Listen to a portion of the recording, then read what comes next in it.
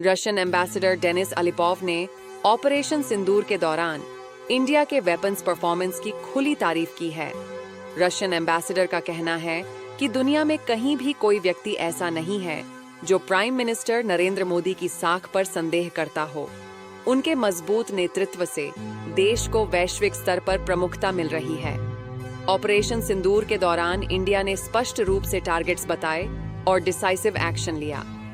Ambassador अलिपोव ने विशेष रूप से S-400 सिस्टम और ब्रह्मोस मिसाइल्स के परफॉर्मेंस की प्रशंसा की है।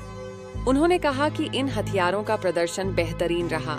साथ ही इंडिया के एडिशनल S-400 सिस्टम्स खरीदने के बारे में भी बात की। हालांकि अभी परिणामों के बारे में बात करना उचित नहीं माना। जिस S-400 का जिक्र हुआ है वह इंडिया का एयर डिफेंस सिस्टम है, जिसे हमारी सेना ने सुदर्शन चक्र का नाम दिया है। इसमें रशियन, इजरायली और स्वदेशी तकनीकों का कॉम्बिनेशन है, जो इसे पड़ोसी देशों की तुलना में अधिक मजबूत बनाता है।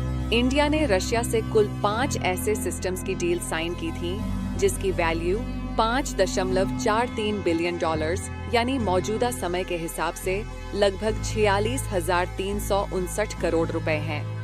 यह सिस्टम 400 किलोमीटर की दूरी तक एयरक्राफ्ट, ड्रोन्स और बैलिस्टिक मिसाइल्स जैसे खतरों से निपटने में सक्षम है। इसमें लगा उन्नत रेडार एक साथ 600 किलोमीटर की दूरी से 300 खतरों को ट्रैक कर सकता है। यह मोबाइल सिस्टम है, सड़क के जरिए लाया जा सकता है और आदेश मिलते ही 5 से 10 मिनट में तैनात हो जाता है।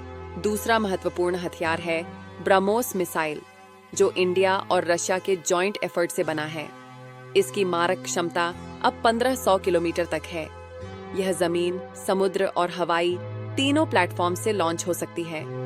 सबसे बड़ी बात यह है कि इसे ट्रैक करना लगभग नामुमकिन है।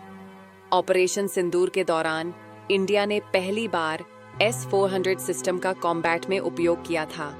रशियन एम्बेसडर की यह तारीफ इंडिया की डिफेंस टेक्नोलॉजी और स्ट्रेटेजिक कैपेबिलिटीज की इंटरनेशनल स्वीकृति को दर्शाती है।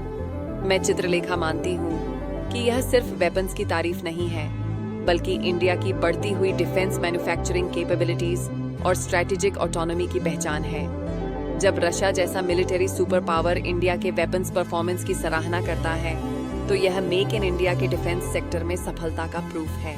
इससे यह भी दिखता है कि इंडिया अब डिफेंस टेक्नोलॉजी में आत्मनिर्भर होने की दिशा में तेजी से आगे बढ़ रहा है।